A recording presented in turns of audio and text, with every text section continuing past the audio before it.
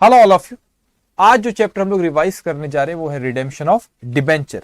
जब भी कोई कंपनी डिबेंचर्स इश्यू करती है तो उन डिबेंचर्स पे उस कंपनी को इंटरेस्ट पे करना होता है, और जैसे कि इंटरेस्ट होता है चार्ज अगेंस्ट प्रॉफिट, उस कंपनी को प्रॉफिट हो या ना हो उसे वो इंटरेस्ट पे करना ही होता है।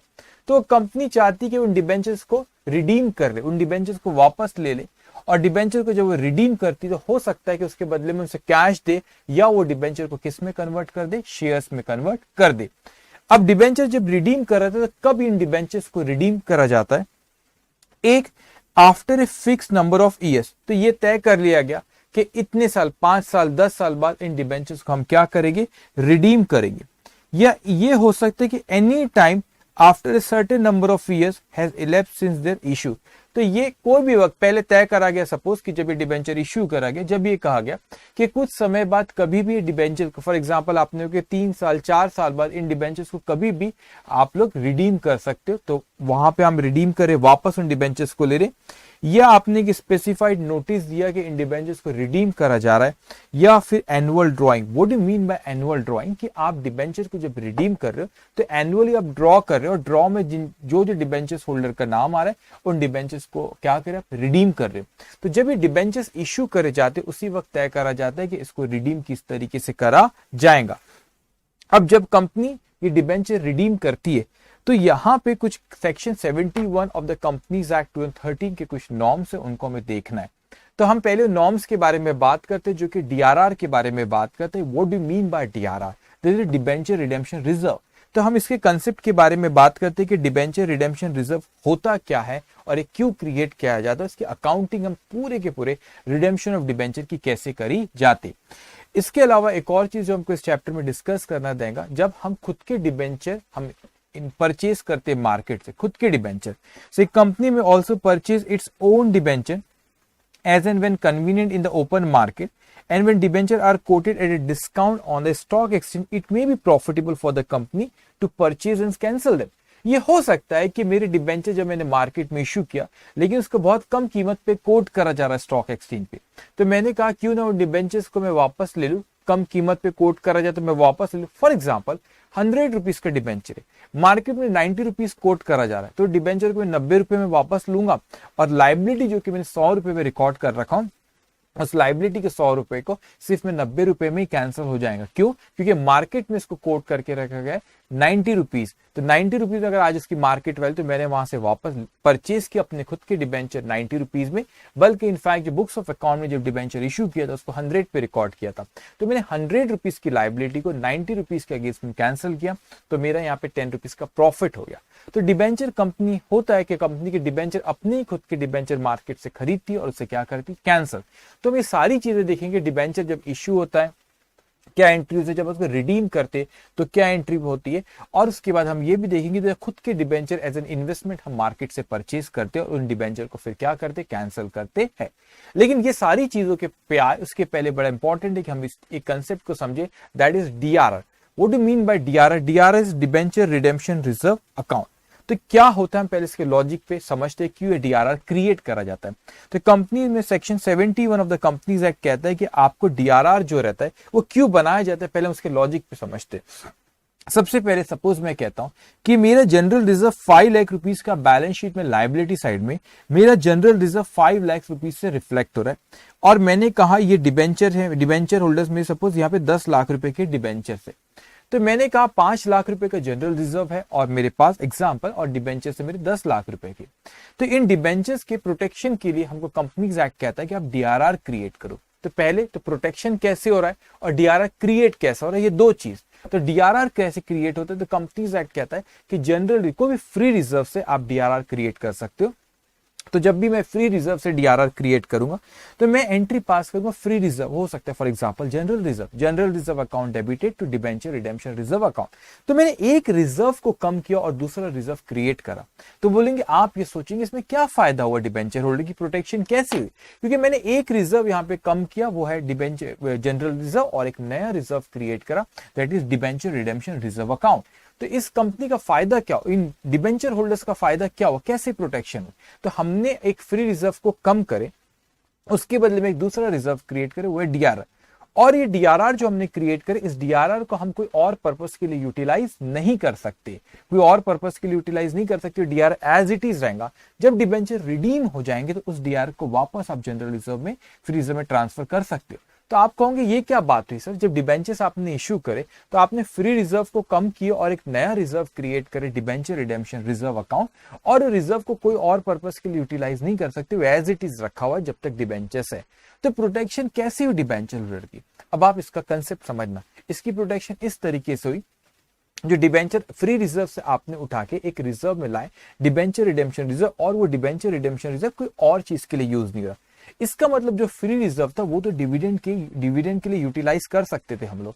तो अब आप डिविडेंड के लिए यूटिलाइज वो फ्री रिजर्व को आपने कम करे, फ्री रिजर्व को आपने कम करे, तो उतना आप डिविडेंड के लिए उसको यूटिलाइज नहीं कर सकते, क्योंकि डीआरआर आपको एज इट इज रखना है, उसको कोई और पर्पस के लिए यूटिलाइज नहीं कर सकते। तो आपने फ्री रिजर्व को कम किया और उसके बदले में क्या किया आपने एक डीआरआर अकाउंट बनाया। तो फ्री रिजर्व कम हुआ तो इट मीन उतना आप यूटिलाइजेशन कम हो गया for the purpose of dividend.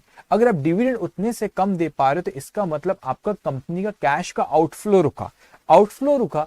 तो भाई जब कंपनी रिडीम करेंगी डिबेंचर, तो हमारे पास वो फंड एक तरह का, अभी 100% नहीं कह सकते, एक तरह का प्रोटेक्शन हुआ कि जब कंपनी रिडीम करेंगी तो सहूलत होंगी, हमारे पास फंड रहेगा। दूसरे तरीके के डिबेंचर रिडेम्पशन रिजर्व के अलावा एक और प्रोटेक्शन जो डिबेंचर होल्डर को दिया जाता है, that is debenture redemption reserve investment account. तो क्या ये डीआरआर अकाउंट जो क्रिएट करा जाता है आउट ऑफ फ्री रिजर्व, और उसके बाद मैं डिबेंचर रिडेम्पशन रिजर्व इन्वेस्टमेंट के बारे में बताऊंगा, क्या ये हर कंपनी को होता है कि डिबेंचर रिडेम्पशन रिजर्व या डीआरआर अकाउंट हर कंपनी में, डिबेंचर रिडेम्पशन रिजर्व या debenture redemption reserve investment account क्या हर कंपनी को करना होता है कि नहीं? उसके कुछ रूल्स है, हर कंपनी को, जिन कंपनी को कहा गया उन्हीं कंपनी को ये डीआरआर और डिबेंचर रिडेम्पशन रिजर्व इन्वेस्टमेंट को डीआरआरआई कहता हूं और डिबेंचर रिडेम्पशन रिजर्व को डीआरआर कहता हूं। तो क्या ये डीआरआर और डीआरआरआई सबको बनाना होता है? नहीं, कुछ स्पेसिफिक कंपनी से जिनको ये क्रिएट करना होता है उन्हीं को ये रहेगा। लेकिन डिबेंचर होल्डर की प्रोटेक्शन ऐसी हो रही है डीआरआर से कि उन लोगों का कंपनी का आउटफ्लो थोड़ा रुक रहा है, क्योंकि वो डिविडेंड के लिए फ्री रिजर्व यूटिलाइज होता है, तो आउटफ्लो रुक रहा है, तो that can be used for the purpose of payment to debenture holder at the time of redemption.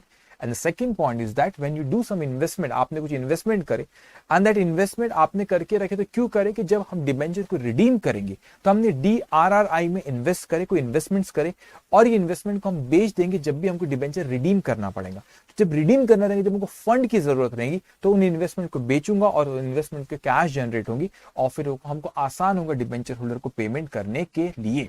तो इसका मतलब हमको दो चीज देखना है, डिबेंचर रिडेम्पशन रिजर्व और debenture redemption reserve investment account. इनके बारे में हम देखेंगे किन कंपनीज को ये एप्लीकेबल होता है।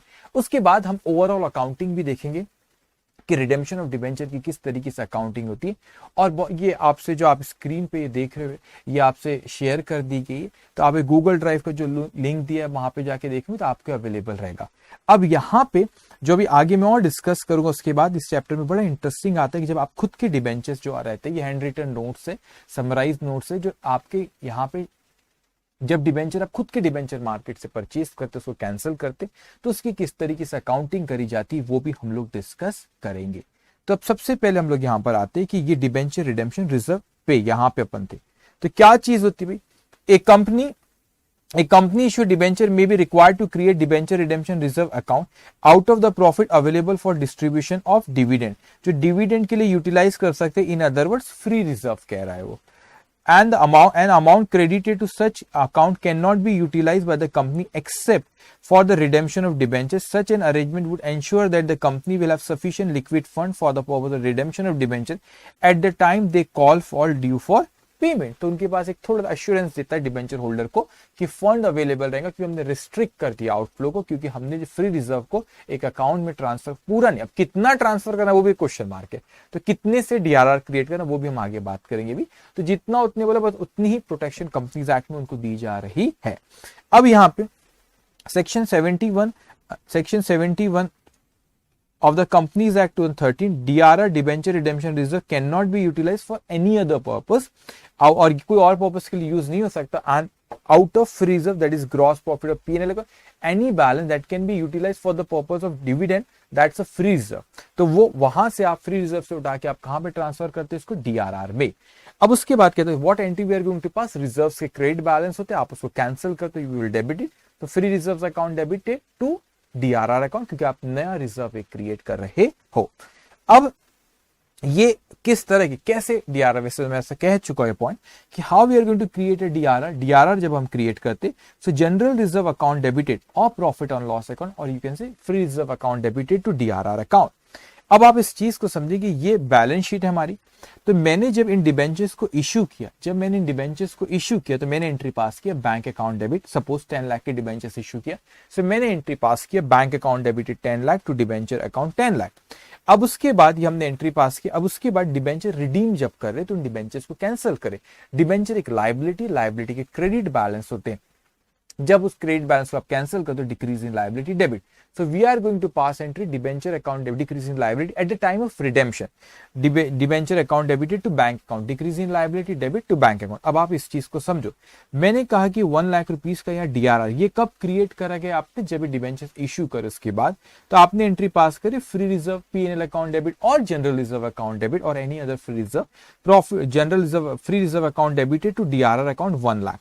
अब ये 1 लाख का आपने डीआरआर क्रिएट करते, आपका जो डीआरआर यहाँ पे आगे आप उसको यूटिलाइज ही नहीं कर सकते कोई और पर्पस के लिए, वो एज इट इज रहेगा। लेकिन जब ये रिडेम्पशन आपका हो गया, after the redemption of debenture, now we can transfer the balance of DRR to free reserve, तो we will pass entry DRR account debited to general reserve account. This entry we are going to pass after the redemption of debenture, and when we create the DRR account after the issue of debenture, we create a DRR account, and after the redemption of debenture we will transfer the balance of DRR to general reserve account. So ये इस तरीके से होता है। लेकिन कौन सी company को, क्या हर ऑर्गेनाइजेशन को ये डिबेंचर रिडेम्पशन रिजर्व क्रिएट करना होता है? अब बच्चे बहुत कंफ्यूज होते हैं, तो आपके नोट्स में मैंने ऐसे 2 कॉलम बना दिए, DRR और DRRI, तो आपको बड़े आसानी से हो जाएगा। तो आपको what do mean by DRR, debenture redemption reserve, what do mean DRRI, debenture redemption reserve investment account, तो ये हो गया डीआरआरआई। अब यहाँ पे कोई भी all India financial institution which are regulated by, तो ऑल इंडिया फाइनेंशियल इंस्टीट्यूशन कोई है और उसको किसको रेगुलेट कर रहा है, उसको कौन रेगुलेट कर रहा है, आरबीआई, और कोई बैंकिंग कंपनी, दोनों के दोनों को आपको, फिर चाहे ये थोड़ा सा ऊपर हो गया, दोनों के दोनों को, फिर चाहे पब्लिकली आपने उसको इश्यू करे या प्राइवेटली डिबेंचर्स को इश्यू करे, आपको ना डीआरआर बनाना है उनको, ना डीआरआरआई बनाना है, ना डिबेंचर रिडेम्पशन रिजर्व, ना ही debenture redemption reserve investment account, उनको बनाने की जरूरत नहीं है। उसके बाद सेकंड वो कहता है कि कोई भी अदर फाइनेंशियल इंस्टीट्यूशन जो कि कंपनीज एक्ट में other financial institution with in the meaning of clause 72 of section 2 of the companies act 2030, तो वो कि ऐसी जो clause two clause 72 of section 2 में जो भी कंपनी है उसको भी डीआरआर बनाने की या डिबेंचर रिडेम्पशन रिजर्व इन्वेस्टमेंट बनाने की जरूरत नहीं है। तो इन कंपनीज को उन्होंने एग्जम्प्ट कर रखी कि आप मत बनाओ, आपको ना डीआर, आप पे भरोसा है, आप दे दोगे डिबेंचर होल्डर को, उनको बोला कि आप पे भरोसा है, आप दे दोगे डिबेंचर होल्डर को, तो आप डिबेंचर रिडेम्पशन रिजर्व, ना ही तो डीआरआर बनाना है, ना ही तो डीआरआरआई बनाना है। अब उसके बाद जो थर्ड पॉइंट आता है यहाँ पे, that is for listed company. अब लिस्टेड कंपनी हमसे कहता है कौन सी लिस्टेड कंपनी, वो listed company other then AIFE। What is AIFI? AIFE और यहां पर आपके ऑल इंडिया फाइनेंशियल इंस्टीट्यूशन, तो वो ऑल इंडिया फाइनेंशियल इंस्टीट्यूशन और जो बैंकिंग कंपनी जो पॉइंट नंबर 1 में स्पेसिफाइड करा गया, पॉइंट नंबर 1 में जो स्पेसिफाइड करा गया, तो जो पॉइंट नंबर 1 में कौन आया, एक ऑल इंडिया फाइनेंशियल इंस्टीट्यूशन और बैंकिंग कंपनी, उनको ये नहीं बनाना होता है।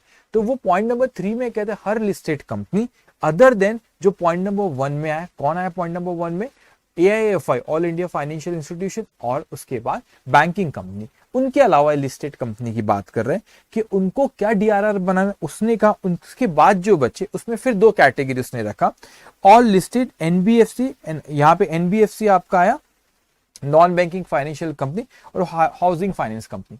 तो अगर आपकी ध्यान से इस पॉइंट को समझना, अगर वो NBFC लिस्टेड कंपनी, तो लिस्टेड में पहले AIFI जो ऊपर है पॉइंट नंबर 1 में और बैंकिंग कंपनी उनको तो अलग कर दो। उसके बाद जो लिस्टेड कंपनी बची उसमें फिर 2 कैटेगरी उसने लिया, एक NBFC और HFC। तो NBFC और HFC रहा तो उनको डीआरआर बनाने की जरूरत नहीं है, डीआरआर बनाने की जरूरत नहीं है। तो आप बोलेंगे सर सबको ही नहीं है क्या? बहुत लोगों को नहीं है, तो डीआरआर बनाने की जरूरत नहीं, लेकिन डीआरआरआई उनको 15% of the value of debenture बनाना है। तो यहां पे इसने थर्ड पॉइंट में हमसे कहा जो भी लिस्टेड कंपनी किसके अलावा जो एआईएफआई और बैंकिंग कंपनी पॉइंट नंबर 1 में उनके अलावा एक पहली कैटेगरी अगर एनबीएफसी और एचएफसी है तो उनको यहाँ पे डीआरआर नहीं बनाना है, डीआरआरआई 15% बनाना है। लेकिन अदर लिस्टेड कंपनी है उनको भी डीआरआर नहीं बनाना है और डीआरआरआई उनको 15% बनाना है। अब ये क्वेश्चन अराइज होता है कि सर आप लिस्टेड कंपनी एनबीएफसी को और एचएफसी को कह रहे हो डीआरआर मत बनाओ और डीआरआरआई 15% बनाना है, उसके अलावा जो दूसरी लिस्टेड कंपनी है उनको भी तो वही बोल रहे थे, आपने दो कैटेगरी में ए और बी क्यों करे? अब उन्होंने कंपनीज एक्ट नहीं बोले तो मैंने आपको वहां पैसे बताया, तो वो क्वेश्चन अराइज है दोनों को जो 15% तो अलग से करने की जरूरत क्या थी? ठीक है, एनीवेज तो आपका all listed NBFC and HFC, तो आपका डीआरआर कितना है 0, डीआरआरआई कितना है 15%, और आपका यहाँ पे अदर लिस्टेड कंपनी रही तो डीआरआर 0, डीआरआरआई कितना 15%। अब फोर्थ पॉइंट जो लास्ट पॉइंट है इसमें वो हमसे कहते हैं अनलिस्टेड कंपनी। तो पॉइंट नंबर 3 ने लिस्टेड कंपनी के बारे में कहा और पॉइंट नंबर 4 आपको किसके बारे में कह रहा है? अनलिस्टेड कंपनी के बारे में कह रहा है। सो जो अनलिस्टेड कंपनी, तो अनलिस्टेड कंपनी इसने भी स्पेसिफाई कर दिया कि अदर देन कौन? एआईएफआई और बैंकिंग कंपनी जो पॉइंट नंबर 1 में है। मतलब अगर वो एआईएफआई और बैंकिंग कंपनी पॉइंट नंबर 1 में, फिर चाहे वो लिस्टेड हो या अनलिस्टेड हो, उनको डीआरआर डीआरआई से कोई लेना देना नहीं। लेकिन अनलिस्टेड कंपनी जो पॉइंट नंबर 1 में एआईएफआई और बैंकिंग कंपनी के अलावा है, फिर से दो कैटेगरी, एक एनबीएफसी और एचएफसी। तो एनबीएफसी को कुछ भी नहीं बनाना है और एनबीएफसी और एचएफसी को ना ही डीआरआर बनाना है और ना ही डीआरआरआई बनाना, इनको कुछ भी बनाना नहीं है। लेकिन अदर अनलिस्टेड कंपनी है। अब इस पॉइंट को बहुत अच्छे समझना, इंस्टीट्यूट के जो क्वेश्चंस रहते जनरली इस पॉइंट पे आते। अब अदर अनलिस्टेड कंपनी में उसने यहाँ पे डीआरआर 10% बोला और डीआरआरआई 15%। अभी अदर अनलिस्टेड कंपनी कौन होती है वो अपन अच्छे से समझते। पहले हमने देखे कि भाई अनलिस्टेड कंपनी की बात करते, फिर लिस्टेड को अपन बाद में देखते जो पॉइंट नंबर 3 में है। अनलिस्टेड कंपनी की अगर मैं बात करूं तो इसमें पहला एआईएफआई, और अगर आपकी एआईएफआई मैं यहां पे लिख देता हूं, इसमें अदर देन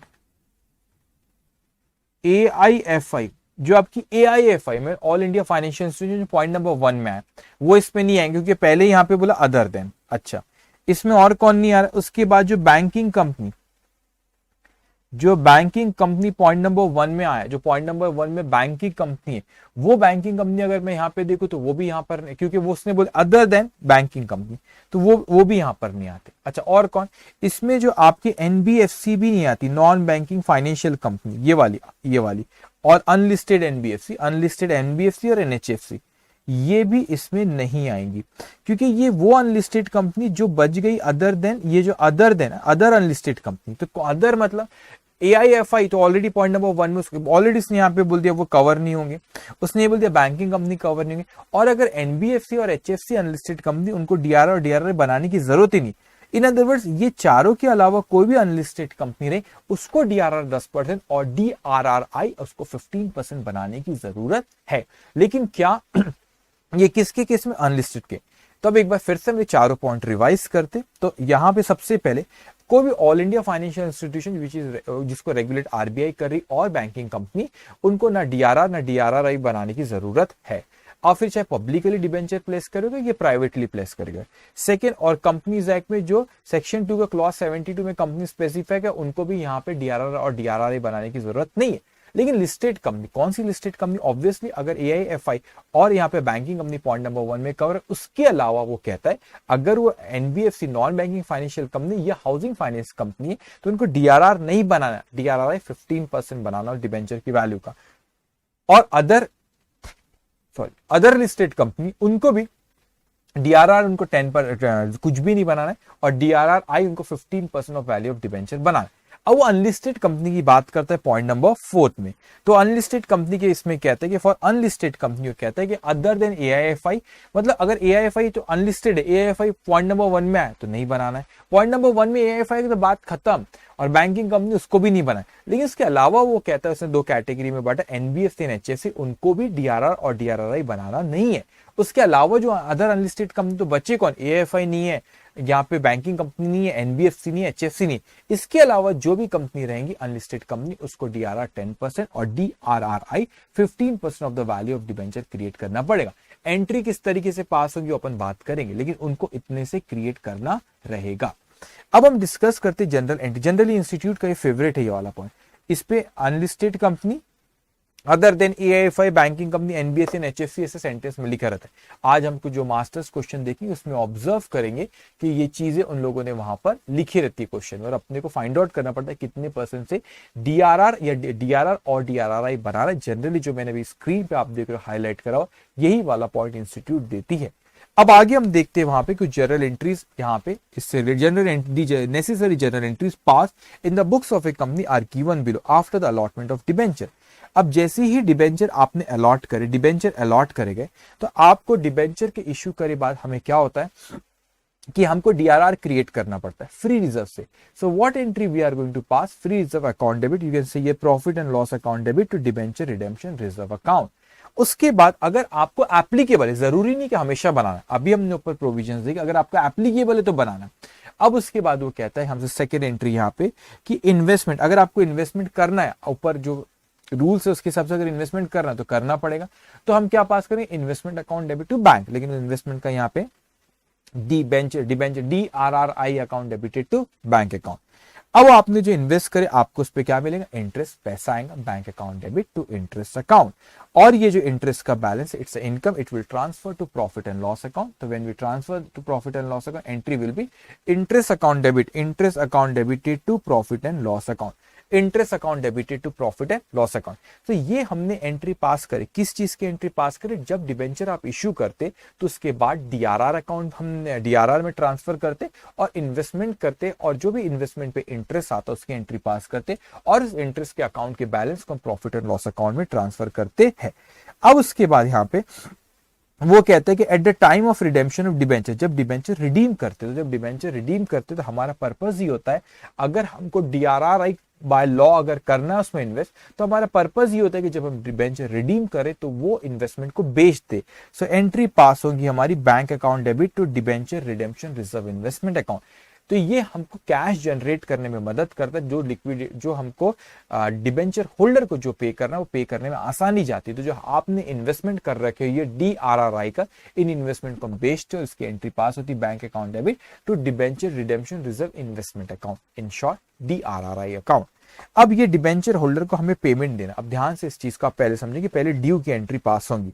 तो जब आप ड्यू की एंट्री यहाँ पास करोगे तो डिबेंचर एक लाइबिलिटी, और लाइबिलिटी के कौन से बैलेंस होते हैं? क्रेडिट बैलेंस होते हैं। तो इन डिबेंचर एक लाइबिलिटी, इस लाइबिलिटी के credit balance decrease in liability debit. So we are going to pass entry debenture account debit to debenture holder account.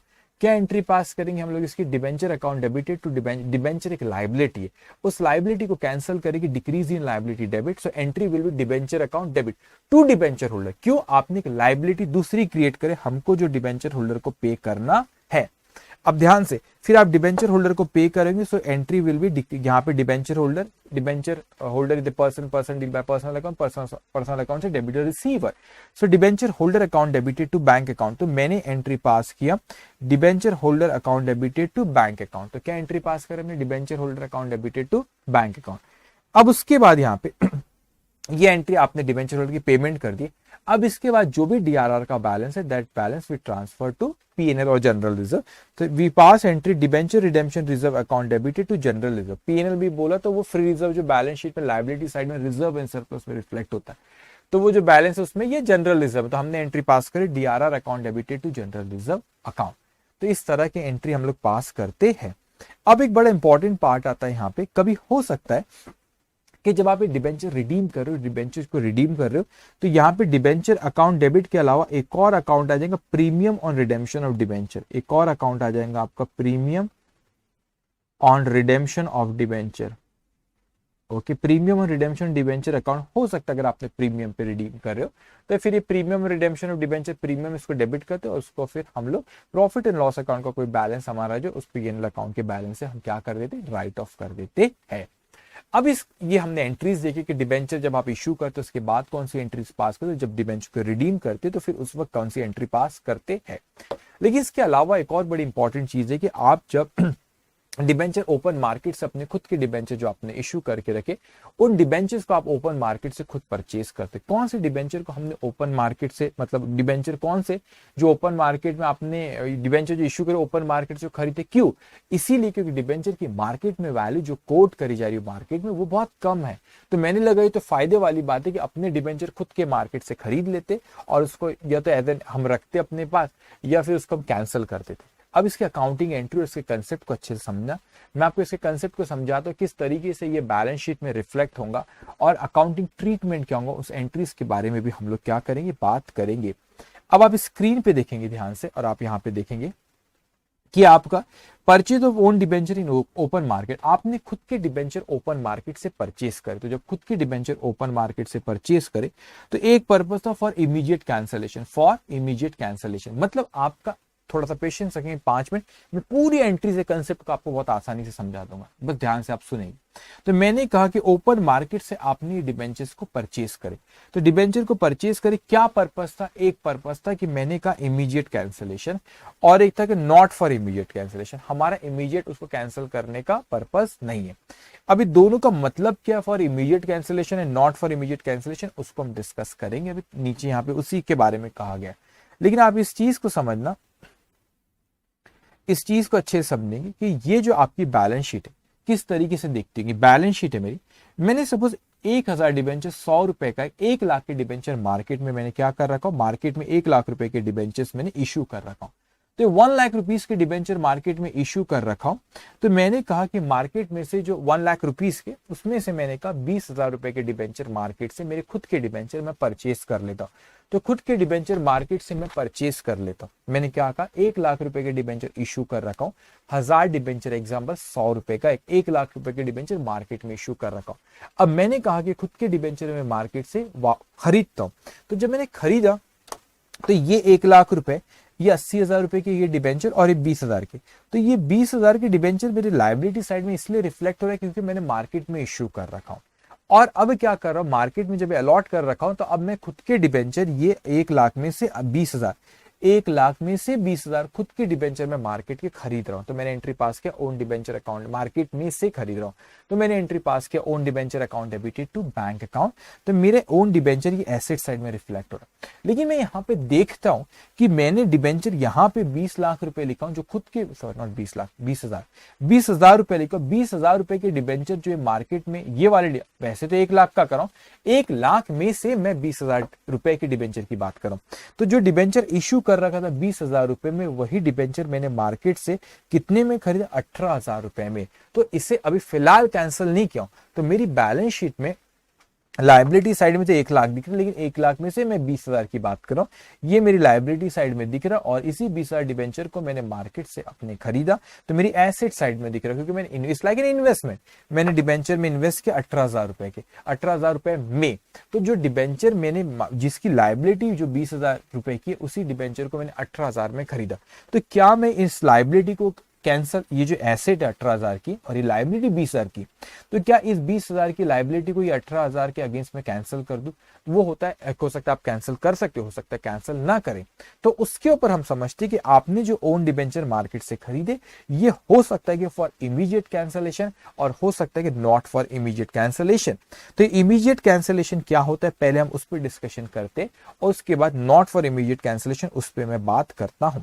अब जो आपको स्क्रीन पे दिख रही है, थोड़ा आप घबराना मत, इसको देखिए, मैं एक चीज आपको एक्सप्लेन करता हूँ, बहुत सिंपल है। अकाउंटिंग सब्जेक्ट खुद अपना इतना सिंपल स्कोरिंग सब्जेक्ट है और आप आसानी से एग्जामिशन लाना तो मिनिमम रिक्वायरमेंट अकाउंट्स पर आसानी से आते, क्योंकि सब्जेक्ट ही इतना आसान है। अब ध्यान से मेरी बात सुनेंगे, कंसेप्ट समझना, 2 मिनट में फट से आपके दिमाग में चीज आ जाएगी। अब मैंने कहा कि सपोज साल शुरू हो रहा है 1 अप्रैल 2022, साल कब शुरू हो रहा है, 1 अप्रैल 2022, और ये साल खत्म हो रहा है मेरा यहाँ पे 1 अप्रैल 2000।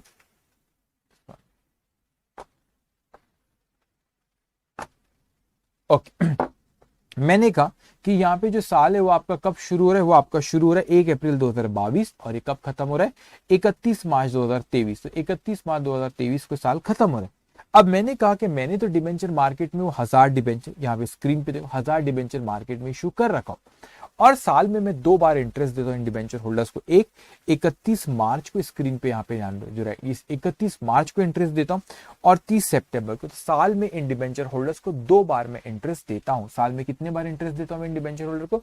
2 बार मैं इंटरेस्ट देता हूँ। एक कहा मैंने 31 मार्च को और एक कहा मैंने 30 सितंबर को।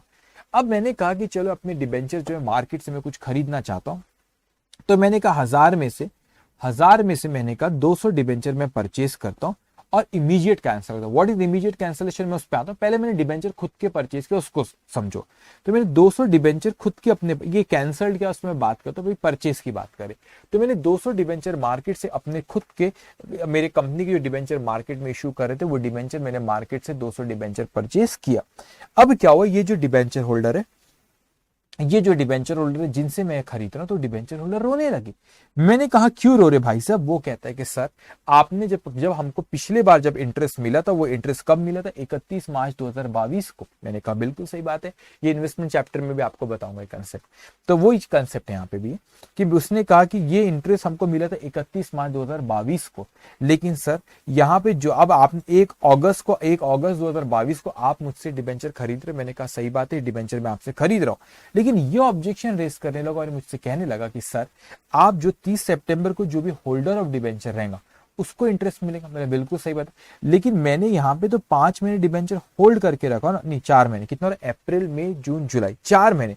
तो ये कहता है कि 4 महीने तो ये डिबेंचर जो पिछली बार मुझे यहाँ इंटरेस्ट मिला था, उसके बाद इंटरेस्ट मिले बाद भी मैंने 4 महीने इन डिबेंचर्स को होल्ड करके रखा हो, तो ये 4 महीने का इंटरेस्ट भी मुझे मिलना चाहिए। बात तो बिल्कुल सही, 4 महीने का भी इंटरेस्ट इसे मिलना चाहिए। तो जब हमने इन डिबेंचर्स को परचेस करे, तो याद रखना सिर्फ इंटरेस्ट वाला अमाउंट ये इंटरेस्ट अकाउंट में, इंटरेस्ट ऑन ओन डिबेंचर में, और यहाँ पे x interest value, you know what is x interest value, investment chapter आगे पढ़ाऊंगा, लेकिन आपको पता भी होगा, इट्स रिवीजन, आपको पता होगा जो एक्स इंटरेस्ट वैल्यू है, इंटरेस्ट दोनों को ऐड होता है कम इंटरेस्ट वैल्यू। तो जो x interest value that is without interest, तो वो आपका डिबेंचर ओन डिबेंचर अकाउंट, ये जो इन्वेस्टमेंट आप बता रहे उस पे ओन डिबेंचर में एक्स इंटरेस्ट वैल्यू जाती है, इंटरेस्ट में इंटरेस्ट, और जो बैंक अकाउंट है तो कम इंटरेस्ट वैल्यू। सो मैंने कहा यहाँ पे कहा कि यहाँ पे ओन डिबेंचर अकाउंट की अगर हम लोग बात करें, तो पहले इस कंसेप्ट को समझना कि मैंने कहा, फिर इंटरेस्ट पे आता हूं। 200 डिबेंचर थे, 200 डिबेंचर, सपोज मैंने 90 रुपए में डिबेंचर को, 200 डिबेंचर को 90 रुपए में खरीदा, तो मैंने एंट्री पास किया own debenture account debit, 200 multiply by 90, ये आता है 18,000 रुपए। तो मैंने एंट्री यहाँ पे पास किया own debenture account debit, 200 debenture है, 90 रुपए का एक डिबेंचर, तो ये 18,000 रुपए। लेकिन ये इंसान तो रोने लगा। मैंने बोला क्यों रो रहे? वो कहता है कि सर ये 4 महीने डिबेंचर होल्ड, मेरे को पिछली बार इंटरेस्ट 31 मार्च 2022 को मिला था, लेकिन उसके बाद 4 महीने ये इंटरेस्ट को मैंने होल्ड, सॉरी ये डिबेंचर को मैंने होल्ड करके रखा हूं, तो मुझे 4 महीने का भी इंटरेस्ट मिलना मेरा बिल्कुल बात सही है, तो मैं उसको इंटरेस्ट देता हूँ, इट्स एन एक्सपेंस, और एक्सपेंस को मैं डेबिट करता हूँ। तो मैंने यहाँ पे लिखा interest on own debenture account debit. लेकिन इंटरेस्ट हमेशा किस पे दिया जाता है? इंटरेस्ट हमेशा फेस वैल्यू पे दिया जाता है। सो यहाँ पे 200 डिबेंचर है, 100 रुपए फेस वैल्यू अज्यूम करें, 100 रुपए फेस वैल्यू, 12% हमने अज्यूम करें कि उसका रेट ऑफ इंटरेस्ट 12% है, लेकिन 4 महीने के लिए। कितने महीने के लिए? 4 महीने के लिए। कहां से?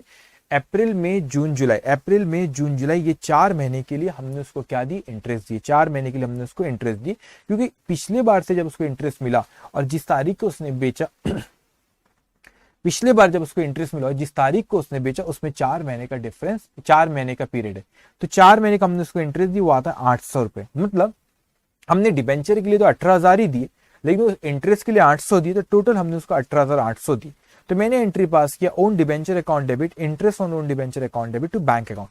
अब आप इमेजिन करिए कि इन ओन डिबेंचर अकाउंट जो वो कहते हैं हमको इमीडिएट कैंसिल करना है। मतलब ये जो ओन डिबेंचर अकाउंट मेरे एसेट साइड में 18,000 का रिफ्लेक्ट हो रहा है, लेकिन इसकी ये जो डिबेंचर की फेस वैल्यू 100 रुपए, तो जब ये 200 डिबेंचर इश्यू किया होगा तो कितने पे रिकॉर्ड है? 20,000 रुपए पे। 200 मल्टीप्लाई बाय 100, 20,000 रुपए पे ये मेरे लाइबिलिटी साइड में डिबेंचर रिकॉर्ड है।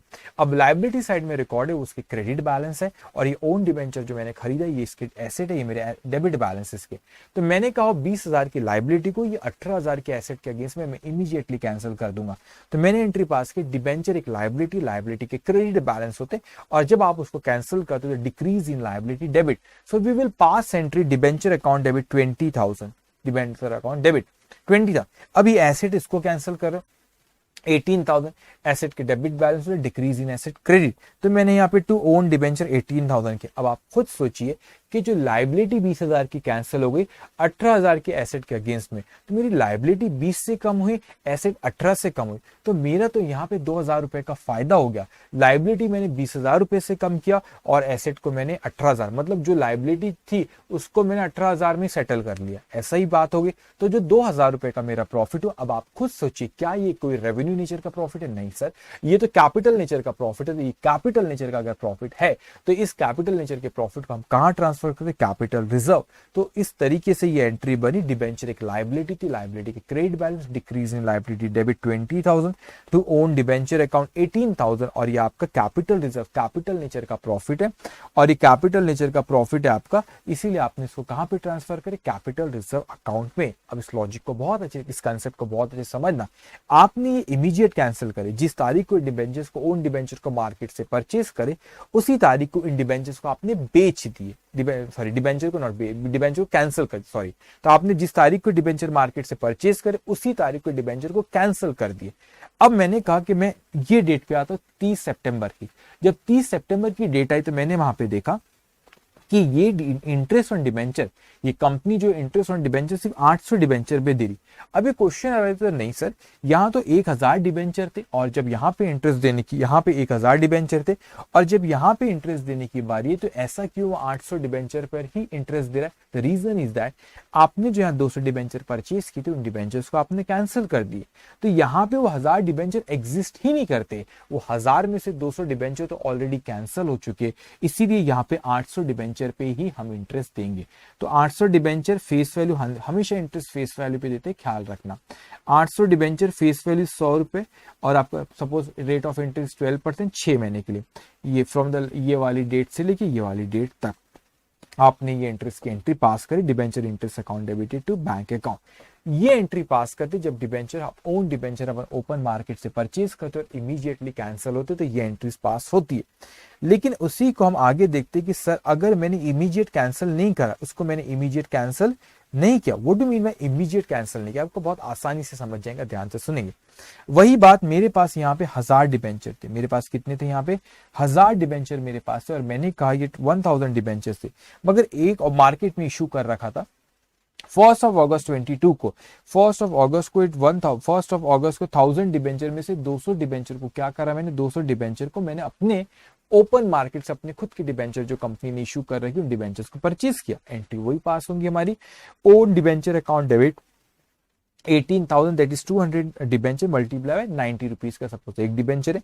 इंटरेस्ट ऑन ओन डिबेंचर 800, ये 800 वैसे ही जैसे पिछले पॉइंट में हमने देखे। 200 डिबेंचर 100 रुपए फेस वैल्यू, 12% इंटरेस्ट और कितने महीने का? 4 महीने का। तो ये आ गया आपका यहाँ पे 800। तो आपने ये बंदे को इंटरेस्ट तो देना पड़ेगा क्योंकि इसने होल्ड करके रखा है 4 महीने तक के। पिछली बार इसको इंटरेस्ट मिला था 31 मार्च को और जब इसने बेचा वो 1 अगस्त को, तो 4 महीने इसका इंटरेस्ट हम इसको यहाँ पे देंगे 800। और जो टोटल हमने दिए उसको 18,000 रुपए डिबेंचर के, 800 रुपए इंटरेस्ट के, तो टोटल अमाउंट उसको हमने दिए दैट इज 18,800। कितना अमाउंट हमने उसको दी? 18,800। अब बड़ा इंटरेस्टिंग पॉइंट आता है कि यहाँ पर हम उसको इमीडिएट कैंसिल नहीं कर रहे, इमीडिएट कैंसिल नहीं कर रहे। मतलब ये जो 30 सितंबर जो आपकी आई, 30 सितंबर को आप यहाँ पे देखोगे मैंने 1000 डिबेंचर्स ही लिखा हूं, मगर पिछले स्लाइड में वहां पर आए थे 800 डिबेंचर, क्योंकि 1000 में से 200 यहाँ पे इमीडिएटली कैंसिल हो गए थे। यहाँ पे इमीडिएटली कैंसिल हुए क्या? नहीं, अभी तक हमने कैंसिल नहीं करे। तो हमारे यहाँ पे तो 1000 डिबेंचर ही एग्जिस्ट करता है। तो मैंने 1000 डिबेंचर 100 रुपए फेस वैल्यू, 12% कितने महीने के लिए? 6 महीने के लिए। ये वाली तारीख से अब ये वाली तारीख तक, जो पिछली तारीख को 31 मार्च 30 सितंबर। अब आप खुद लॉजिक समझो, यहाँ पर आपने इंटरेस्ट अपना ये 6 महीने का आपने इंटरेस्ट जो था ये रिकॉर्ड करे 6,000 रुपए मेरे को इंटरेस्ट देना है। ठीक है, अब इस कंसेप्ट को समझना। मैंने कहा डिबेंचर मेरे को इंटरेस्ट देना, तो मैंने एंट्री पास की debenture interest account debited, debenture interest account debit 6,000 rupees. ये क्या है? दो, इसको बाद में बात करो, 2 मिनट ध्यान देंगे। तो मैंने डिबेंचर इंटरेस्ट मैंने दिया कितना? 6,000 रुपीज का इंटरेस्ट ऑन डिबेंचर। लेकिन मैं कहता हूं आप खुद लॉजिकली समझो कि ये 6,000 रुपए जो इंटरेस्ट मेरी कंपनी का है डिबेंचर इंटरेस्ट में पे करो, लेकिन जो टोटल डिबेंचर 1000 डिबेंचर उसमें 200 तो मैंने खुद ने खरीद रखा और 200 डिबेंचर भी कैंसिल नहीं किया, वो 200 डिबेंचर है, तो इसका मतलब 1000 डिबेंचर में से 200 डिबेंचर तो कंपनी ने खुद ने अपने ओन डिबेंचर खरीद रखी। तो डिबेंचर इंटरेस्ट सही हम मानते हैं कि 1000 डिबेंचर पे टोटल आपने इंटरेस्ट ही 6000 रुपए कैलकुलेट किया, वो करेक्ट है। लेकिन जब पैसे देने की बारी आप खुद आप समझना अच्छे से, सपोज ये बेटा मेरे पास ये, मैंने कहा कि ये मेरे पास यहाँ पे सपोज ये 1000 रुपए, ये नॉट 1000, 6000 रुपीज है। मैंने कहा 6000 रुपीज है, ये मेरा डिबेंचर इंटरेस्ट है। मगर जब डिबेंचर इंटरेस्ट एक्सपेंस बुक कर मैंने 6000 रुपए, लेकिन आप मेरे को बताइए इसमें से कुछ डिबेंचर बाहर वाले, एग्जाम्पल आप बाहर वाले हो, तो आपने 800 डिबेंचर होल्ड करके रखे हो और ये 1000 में से 600 200 डिबेंचर मैंने खुद ने होल्ड करके रखा हूं।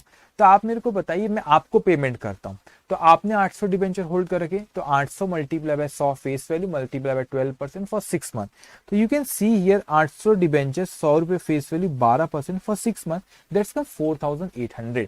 तो 6000 में से मुझे डिबेंचर इंटरेस्ट जो इस कंपनी का एक्सपेंस है, 6000 में से मुझे 4800 रुपए तो बाहर वालों को ही देना, तो मैंने टू बैंक अकाउंट कर दिया। लेकिन उसमें से 6000 में से 4800 तो जो 1200 बचता है, मतलब जो 200 डिबेंचर मैंने होल्ड करा, 200 debenture multiply by 100 rupees multiply by 12% for 6 month, तो ये जो 1200 रुपए मुझे मिलना चाहिए। अब मैं खुद ही दे रहा हूं और खुद ही ले रहा हूं बेटा, क्योंकि डिबेंचर इंटरेस्ट मेरे लिए एक्सपेंस है और उस पर जो मेरे को इंटरेस्ट मिल रहा है तो मैंने ही होल्ड करके रखा, तो मेरी इनकम भी है, इसीलिए खुद ही को देना और खुद ही को लेना है। इसीलिए यहाँ पे टू बैंक अकाउंट नहीं आता, यहाँ पे इंटरेस्ट ऑन ओन डिबेंचर। आप खुद इस लॉजिक को समझना। मैंने कहा मैंने पीएनएल को डेबिट किया 6000 रुपए से, लेकिन मैंने अपने पीएनएल को क्रेडिट भी करा इन 1200 रुपए से, तो नेट इनकम नेट एक्सपेंस देखा जाए तो 4800 ही हुए ना, क्योंकि आपको 1200 ऐसा है 6000 में से जो आपको ही देना और आपको ही लेना है।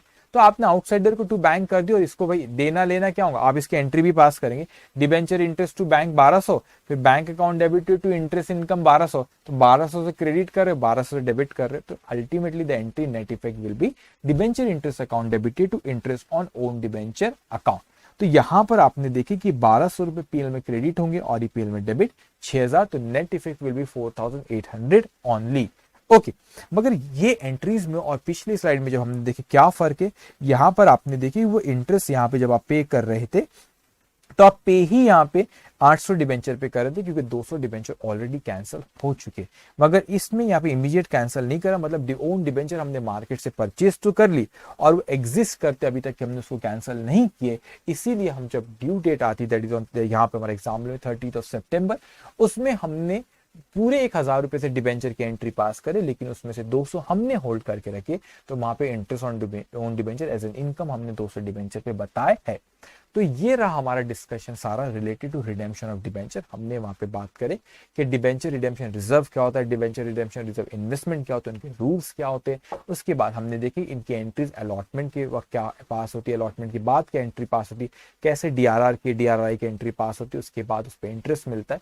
एंड देन हमने देखी जब रिडेम्पशन हो जाती है डिबेंचर, उसके बाद किस तरीके से उस वक्त किस तरीके से इन्वेस्टमेंट को बेचते हैं हम लोग और किस तरीके से डिबेंचर रिडीम करते उसकी एंट्री पास करते हैं। और फिर हम लोग ने देखे जो डीआरआर का बैलेंस है उसको जनरल रिजर्व में ट्रांसफर कर देते हैं। फिर हमने डिस्कस करे कि हम ओपन मार्केट से अपने खुद के डिबेंचर खरीदते हैं, उसको इमीडिएट कैंसिलेशन है, not for immediate cancellation. Immediate cancellation में हमने एक चीज देखी कि जो भी प्रॉफिट वो है, यहाँ पर भी अगर आप बाद में इसको कैंसिल करते हो तो that profit will transfer to capital reserve, क्योंकि प्रॉफिट कैपिटल नेचर का है। आप लाइबिलिटी 20,000 रुपए की कैंसिल करो 18,000 रुपए के एसेट के अगेंस्ट पे, it is in this 2000 the profit of rupees 2000 is in the nature of capital, so these that 2000 will be transferred to which account, capital reserve account। और हमने देखे कि अगर आप इमीडिएट कैंसिल करते हो, जो डिबेंचर को आपने कैंसिल कर दिए, वो इंटरेस्ट की जो ड्यू डेट अगले आएंगे उसको एग्जिस्ट ही नहीं करते। जैसे हमने पिछले इसमें देखे 1000 में से 200 कैंसिल करे तो 800 पे ही डिबेंचर दिए। अब आपकी स्क्रीन पे जो दिखी आपने यहाँ पे इमीडिएट कैंसिल नहीं करे, इसीलिए आपको जिस तारीख को इंटरेस्ट देना वहां पे 1000 डिबेंचर एग्जिस्ट करते, लेकिन 1000 में से 200 हमने होल्ड करके रखे, तो 200 का इनकम भी हमने उसी एंट्री में बताए है। तो ये हमारा सारा डिस्कशन हुआ related to redemption of debenture. अब इस पे हम कुछ मास्टर्स क्वेश्चन करेंगे और उसको वन बाय वन देखते जाएंगे। सो फर्स्ट ओके, सो वो आप डीआरआर वाला रूल अच्छे से ख्याल रखना, डीआरआर वाला रूल अच्छे से ख्याल रखना, क्योंकि इंस्टीट्यूट बार बार उसको वही वाला पॉइंट कहती है। मैं आपको बताता हूं, बहुत सिंपल है, अब आप हर बात को आप मेरी ध्यान से सुनते जाएंगे। मैंने यहां पे the following balances appeared in the books of a company, now listen carefully. Unlisted company other than AIFI, banking company, NBSE and HFC। अब बताओ, ये कहता है कि unlisted company other than AIFI, banking company, NBFC and HFC, उसके अलावा, इसका मतलब इसको 10% डी, अनलिस्टेड कंपनी है, अनलिस्टेड कंपनी, इसका मतलब इसको DRR बनाना है 10% और DRRI इसका 15% होना चाहिए। अब ये कहते हैं as on December 31, 2021, 6% mortgage 10,000 debenture, 6% mortgage 10,000 debenture of ₹100 each. एक एक करके स्टेप बाय स्टेप आगे बढ़ते हैं। तो हमारे पास यहाँ पे 31 दिसंबर 2021 को और या 1 जनवरी 2022 को हमारे पास जो डिबेंचर थे वो कितने थे, 1000 डिबेंचर थे, 100 रुपए का एक, ये इसकी वैल्यू थी। आपने देखो डिबेंचर अकाउंट में यहाँ पे इसने, डिबेंचर एक लायबिलिटी है, लायबिलिटी की क्रेडिट बैलेंस होते, तो 1000 डिबेंचर, 10,000 डिबेंचर 100 रुपए का एक, तो 10,000 डिबेंचर 100 रुपए का एक, तो यहाँ पे इसने 10 लाख रुपीज ये बैलेंस लिखा। डिबेंचर की लायबिलिटी थी, लायबिलिटी के कौन से बैलेंस होते, क्रेडिट बैलेंस होते हैं। उसके बाद यहाँ पे डिबेंचर रिडेम्पशन रिजर्व का बैलेंस और दिया आपको 50,000, तो उसने ऑलरेडी डिबेंचर रिडेम्पशन रिजर्व पहले बनाएंगे 50,000 रुपए का। तो जब यहाँ पे डिबेंचर रिडेम्पशन रिजर्व अकाउंट बनाए तो उसके एंट्री जब भी इसने पास किया होगा, जब क्रिएट किया होगा, जनरल रिजर्व अकाउंट और profit and loss account debit to DRR, तो DRR एक रिजर्व, उसके क्रेडिट बैलेंस होते, तो आपने यहाँ पे 1 जनवरी 2022 को क्रेडिट बैलेंस 50,000 रुपए ओपनिंग बैलेंस आपने लिख दिए। उसके बाद वो क्वेश्चन में हमसे कहता है investment in deposit with schedule bank free from any charge और lien ₹1,50,000 at interest 4% per annum receivable on 31 दिसंबर एवरी ईयर। इसे 1,50,000 रुपए का इन्वेस्टमेंट कर रखा, तो debenture redemption reserve investment account, ये देखो टू बैंक अकाउंट, मगर ये पहले से आपका पहले से करा हुआ है, तो यहाँ पे उसने बैलेंस लिखा 1 जनवरी 2022 को उसने बैलेंस लिखा 1,50,000 रुपए बैलेंस ब्रॉट डाउन। फिर अपने से वो वहां पे कहता है कि bank balance with the company is ₹9 lakh, और बैंक में हमारा कितने रुपए रखा हुआ है, 9 लाख रुपए रखा हुआ है, तो बैंक अकाउंट में आपने देखिए बैलेंस लिखा है 9 लाख रुपए। अब मैं सारे बताता हूँ एक एक चीज आपको। अब वो कहते हैं कि the interest on debenture had been paid up to 31 दिसंबर 2021, तो वो कहते हैं कि इंटरेस्ट ऑन डिबेंचर हमारा 31 दिसंबर तक एंट्री पास करी हुई है। ओके, अब यहाँ पे इस वन, हाँ ठीक है, अब ध्यान से आप सुनिए। अब आपसे वो कहता है on 28 of February 2022 the investment were realise at par. आपने मतलब 1 जनवरी की ओपनिंग बैलेंसेस लिखे, आपने 28 फरवरी को इन इन्वेस्टमेंट को बेचे किस पे, पार पे। अब आप एंट्री खुद बताइए, डिबेंचर कितने के, आपके 1,50,000 रुपए के, आपने बेचे पार पे, तो एंट्री पास होगी bank account debited to investment account. So bank account को आपने 1,50,000 रुपए से यहाँ पे डेबिट करे, bank account debit to investment account 1,50,000। लेकिन ऑब्वियसली बेचने के पहले हम ये बोलेंगे कि जनवरी फरवरी का इंटरेस्ट दो हमको, तो 2 महीने का इंटरेस्ट 1,50,000 पे 4% for 2 month, that's come 1,000 rupees. तो यहाँ पे देखो आपने उसकी एंट्री क्या पास होगी, इंटरेस्ट की, इंटरेस्ट ऑन इन्वेस्टमेंट पे bank account debited to interest on DRRI, तो आपने यहाँ पे बैंक अकाउंट को डेबिट करें, बैंक अकाउंट को हमने वहां पे डेबिट कर दी। ओके, और जो यहाँ पे डिबेंचर इंटरेस्ट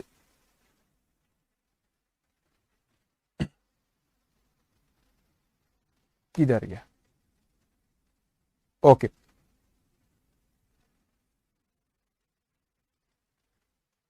ओके ध्यान से, तो मैंने कहा bank account debited to interest account, तो आपने बैंक अकाउंट को डेबिट करे, लेकिन वो इंटरेस्ट तो ऑब्वियसली 1 लाख, ये इन्वेस्टमेंट 1,50,000 में बेचा, लेकिन कब बेचा, 28 फरवरी को। जनवरी फरवरी 2 महीने को तो इंटरेस्ट लेंगे ना, so bank account debit to interest, तो बैंक अकाउंट को 1000 से डेबिट किया, लेकिन इंटरेस्ट कहते 1,50,000 पे 4% फॉर 2 मंथ, 4% इंटरेस्ट दिया।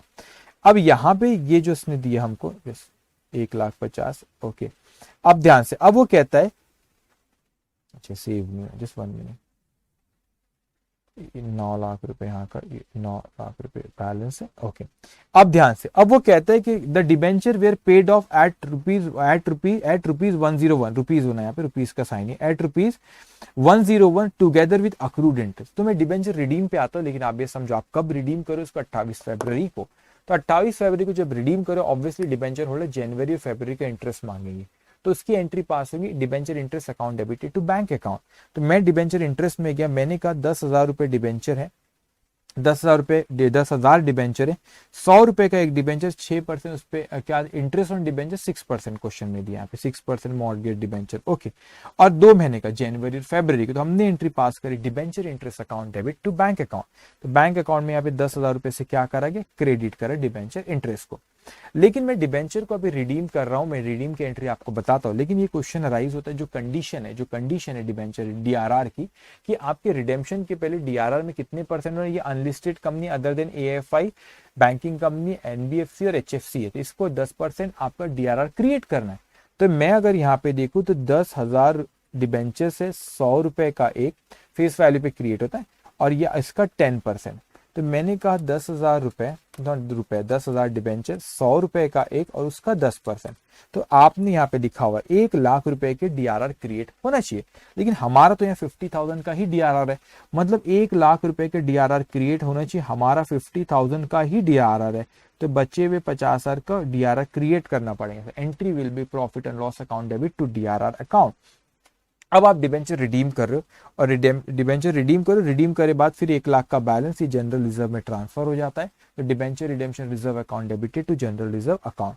अब ये क्वेश्चन आ रहा था कि मैं क्या एंट्री पास करूं जब डिबेंचर रिडीम कर रहा हूं, तो हमने पहले भी डिस्कस किया अभी थोड़ी देर पहले एंट्रीज, डिबेंचर एक लायबिलिटी है, लायबिलिटी के क्रेडिट बैलेंस होते हैं, तो डिक्रीज इन लायबिलिटी क्या होता है, डेबिट। तो मैंने एंट्री पास की डिबेंचर अकाउंट डेबिट कितना, 1,00,000 रुपए। अब वो कहते हैं 101 रुपए में करा, मतलब यहाँ पे ये 10,000 डिबेंचर थे, 100 रुपए का एक, तो डिबेंचर कैपिटल की तरह डिबेंचर भी किस पे रिकॉर्ड होता है, फेस वैल्यू पे रिकॉर्ड होता है। तो 10,000 डिबेंचर 100 रुपए का एक, तो उसकी फेस वैल्यू पे हमने उसको कैंसिल करे, वो एक लायबिलिटी के क्रेडिट बैलेंस, तो उसको कैंसिल करे, तो अपन ने हमने क्या करा, उसको डेबिट करे। अब यहाँ पे इंपॉर्टेंट बात, वो कहते हैं 101 रुपए, मतलब वो डिबेंचर जब रिडीम कर रहा है 1 रुपए उस पर क्या पे कर रहा है, प्रीमियम पे कर रहा है, 1 रुपए क्या पे कर रहा है, उस पर प्रीमियम पे कर रहा है। तो यहाँ पे एंट्री पास होंगी premium on redemption of debenture account debit, ये कितना होगा, ये हो जाएगा आपका 10,000 डिबेंचर है 1 रुपए, तो ये आ गया 10,000 रुपए। तो आपने डिबेंचर डिक्रीज इन लायबिलिटी करे, आपका यहाँ पे कितना आ रहा है भाई, 10,00,000 रुपए होगा ना, 10,00,000 रुपए, और 10,000 डिबेंचर 1 रुपए, 10 आ रही है, to debenture holder, liability create कर डिबेंचर होल्डर को हमको 10,10,000 रुपए देना है। तो आपने देखो डिबेंचर अकाउंट का डेबिट करे आपने 10,00,000, वो कैंसिल हो गया डिबेंचर अकाउंट, एक अकाउंट क्रिएट करे प्रीमियम और रिडेम्पशन ऑफ डिबेंचर 10,000, उससे डेबिट करे, और यहाँ पे आपने डिबेंचर होल्डर अकाउंट बनाया, वैसे नहीं बनाया, चलो ठीक है, debenture holder account, but debenture holder account उसको क्रेडिट करे आपने 10,00,000 रुपए ये डिबेंचर के अगेंस्ट में, और 10,000 प्रीमियम और रिडेम्पशन ऑफ डिबेंचर। अब इन डिबेंचर होल्डर्स को पेमेंट करेंगे, तो debenture holder account debited to bank account 10,10,000, debenture holder account debited to bank account 10,10,000। तो आपने देखिए वो डिबेंचर होल्डर को लायबिलिटी हमने पे ऑफ करे, और ये देखो यहाँ पे इसने क्रेडिट कर रखा होगा बैंक अकाउंट को 10,10,000 रुपए।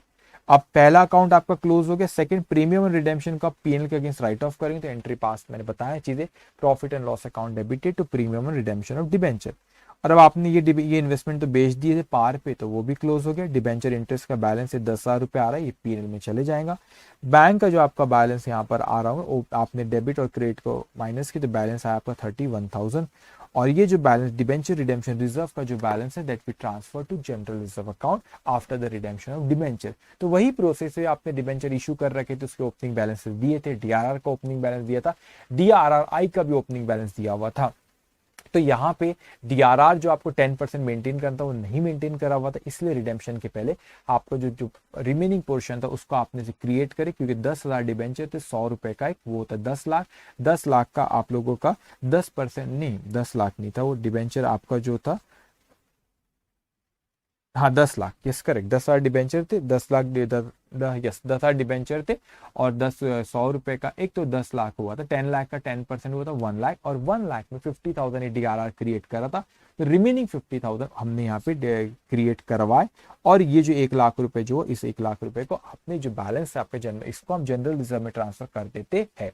नाउ डिबेंचर आप जो इन्वेस्टमेंट वाला था वो ऑलरेडी 15% मेंटेन था, क्योंकि आपकी डिबेंचर जो है 10,00,000 रुपए की, उसको 15% वो मेंटेन करना पड़ता है, तो ऑलरेडी 15% अगर 10,00,000 का वो तो 1,50,000 होता है, क्वेश्चन में ऑलरेडी उसने 1,50,000 उसको मेंटेन कर रखा था, तो उसमें कुछ करने की, उसमें और इन्वेस्टमेंट करने की जरूरत नहीं थी। तो ये हमने डिस्कस करे क्वेश्चन नंबर 1। अब आते क्वेश्चन नंबर 2 पे। तो क्वेश्चन नंबर 2, ध्यान से अब हर बात को आप मेरी सुनते जाएंगे। सो क्वेश्चन नंबर 2 आपसे कहते हैं the following balances appeared in the books of Paradise Limited unlisted company. अब इस चीज को अच्छे से समझने, कौन सी company? Unlisted company other than AIFI, banking company, NBFC and HFC. समझ जाओ, इसका मतलब आपकी unlisted company other than AIFI, banking company, NBFC और एचएफसी, इसका मतलब इस पे हमको क्रिएट करना पड़ेगा डीआरआर 10% और डीआरआरआई 15%। हो सकता है पहले से कोई ओपनिंग बैलेंसेस उनके दिए हुए हो। अब देखो यहाँ पे कहता है कि डिबेंचर का आपका बैलेंस है 7,50,000, 1 अप्रैल 2021 को 12% डिबेंचर 7,50,000। बैलेंस ऑफ डीआरआर है आपका, बैलेंस ऑफ डीआरआर कितना आपका 25,000। Debenture redemption reserve investment 1,12,500 represent by 10% rupees 1125 secured bond of the government of India of ₹100 each. ये कुछ गड़बड़ है यहाँ पे, ये रुपीस का साइन नहीं होना, 125 वो बॉन्ड्स है, मल्टीप्लाई बाय 100 रुपए का 125 मल्टीप्लाई बाय 100, तो ये रुपीस का साइन यहाँ पे होगा। तो आपके टोटल इन्वेस्टमेंट है 1,12,500। तो हम यहाँ पर देखेंगे जो डीआरआर और डीआरआरआई की हमको फिगर क्वेश्चन में दी हुई, तो क्या वो 10% 15% डिबेंचर का है क्या? तो 15 अगर आप यहाँ पे देखो 7,50,000 रुपए, 7,50,000 रुपए डिबेंचर, उसका अगर मैं 10% देखूं दैट्स कम 75,000। लेकिन डीआरआर सिर्फ मेरा 25, तो मेरे को 50,000 से और डीआरआर क्रिएट करना पड़ेगा। इन्वेस्टमेंट की बात करूं 7,50,000 जो डिबेंचर उसका 15% कहो तो आता है 1,12,500। मतलब इसने डीआरआर आई को बराबर इन्वेस्ट कर रखा है 15%। 7,50,000 रुपए जो डिबेंचर है उसका 15% अगर आप देखो तो उसने प्रॉपर यहाँ पे उसको इन्वेस्ट उतना कर रखा है, मगर डीआरआर उसने प्रॉपर मेंटेन करा नहीं है। अब हम आगे देखते हैं यहाँ पे और वो हमसे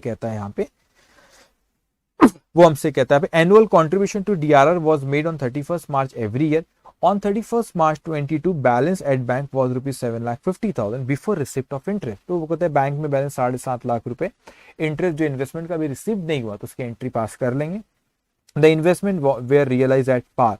तो इन्वेस्टमेंट किस पे रियलाइज हुए? पार पे रियलाइज हुए, मतलब जितने के थे इन्वेस्टमेंट 1,12,500 को उतने में बेच दिए for redemption of debenture at a premium of 10%। जो रिडीम करो अब 10% प्रीमियम पे करो। बड़ा ही simple question. You are required to prepare the following account for the year ended 31st March 22। अब यहाँ पे देखो उसने 5 अकाउंट अपने से पूछा है, debenture account, debenture redemption reserve investment account, bank और debenture holder account. Very simple. अब ये जो बैलेंसेस दी 1 अप्रैल 2021 की और पूछा है उसने अपने को 31 मार्च 2022 का, तो पहले ओपनिंग बैलेंस तो लिख देते।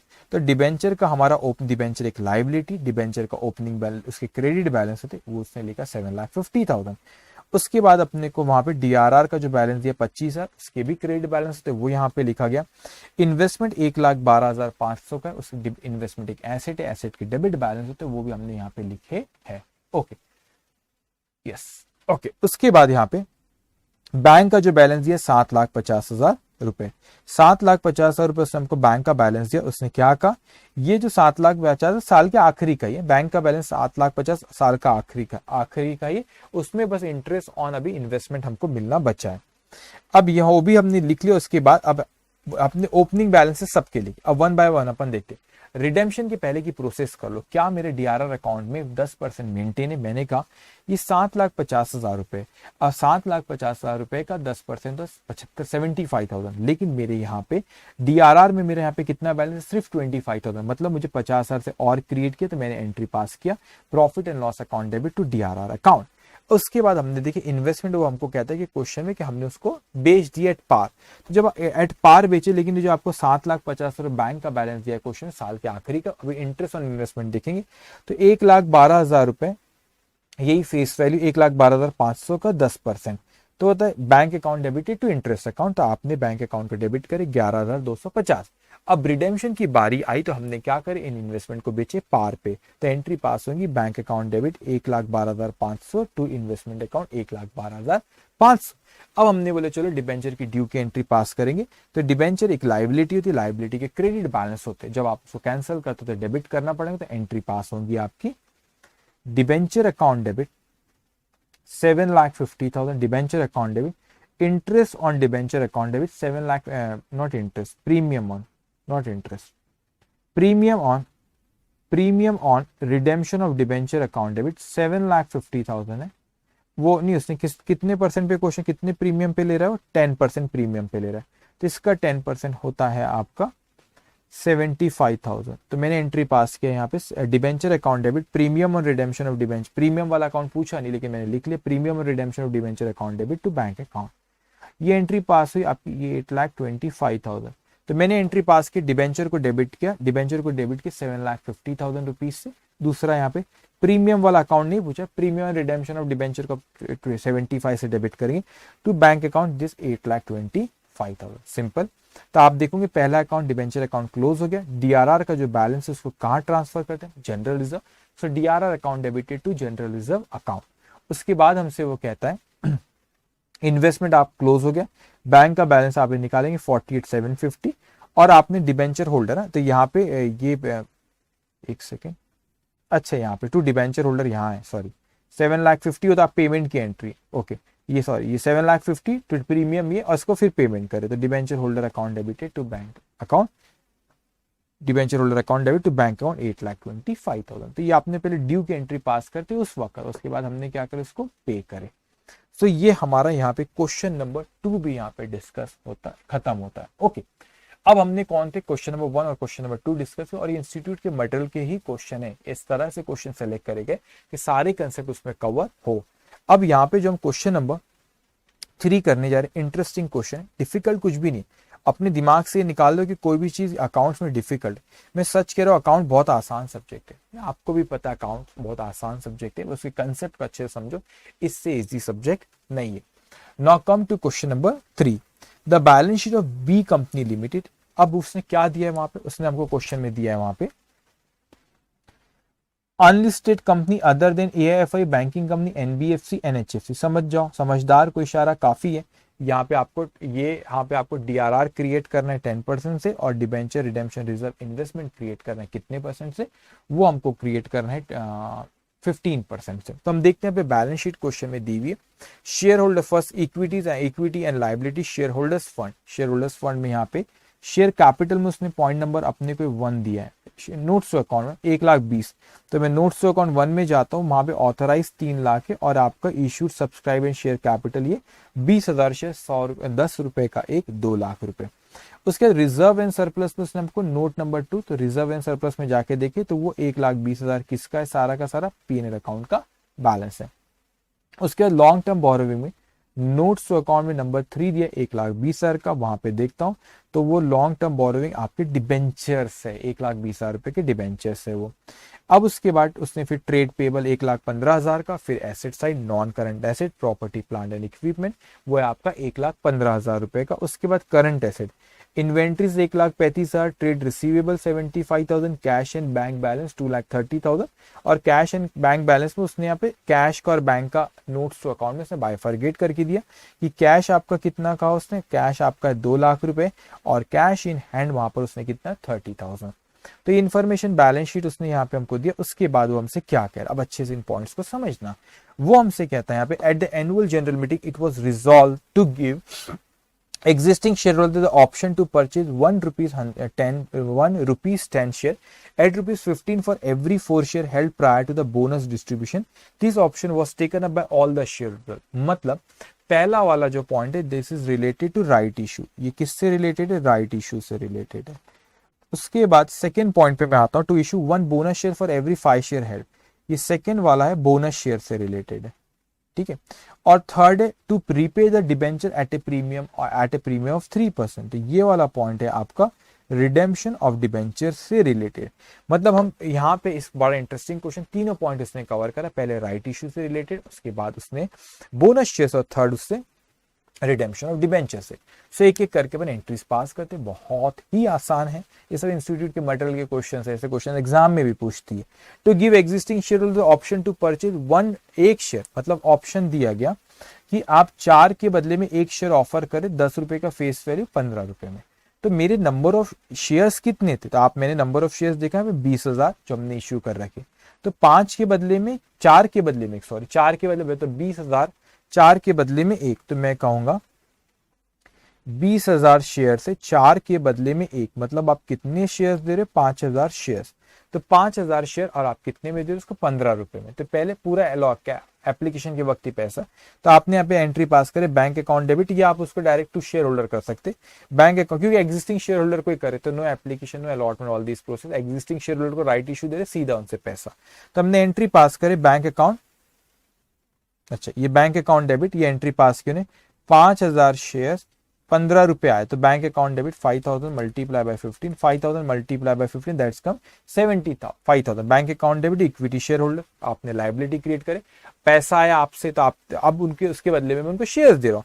तो equity share holder account debit equity share capital face value capital में रिकॉर्ड होता है, तो 5,000 मल्टीप्लाई बाय 10, प्रीमियम में 5, तो 5,000 मल्टीप्लाई बाय 5, तो 50,000 एंड 25,000।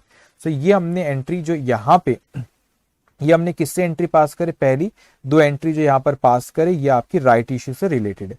अब वो आगे कहता है कि उसने बोनस शेयर्स इश्यू करा, कितने, एक शेयर हर 5 शेयर। आप समझना पहले मेरे पास 20,000 शेयर्स थे एग्जिस्टिंग शेयर जो थे, अभी 5,000 रुपए के राइट इश्यू, तो अभी मेरे पास बोनस शेयर से 25,000 शेयर है, और मैं कह रहा हूँ 25,000 शेयर बोनस शेयर के वक्त है, और मैं वहां पे कह रहा हूँ 5 के बदले में 1, तो 5 के बदले में 1 मतलब 5,000 बोनस शेयर्स दे रहा हूं, और 10 रुपए का एक शेयर है। तो 10 रुपए मेरे को कितने पैसों की जरूरत है, 5,000 शेयर 10 रुपए का एक, तो मुझे 50,000 रिजर्व की जरूरत है। तो जब 50,000 रुपए रिजर्व की जरूरत, आपने हमने बोनस वाला part bonus share already discuss हो चुका है, इसको रिवाइज कर चुके हमने, पहला ही लेक्चर था वो। सो ये 50,000 रुपए मेरे को रिजर्व की जरूरत है, लेकिन कौन से रिजर्व में यूटिलाइज कर सकते हो for the purpose of bonus, जिसको डील करता है सेक्शन 63 ऑफ कंपनीज एक्ट।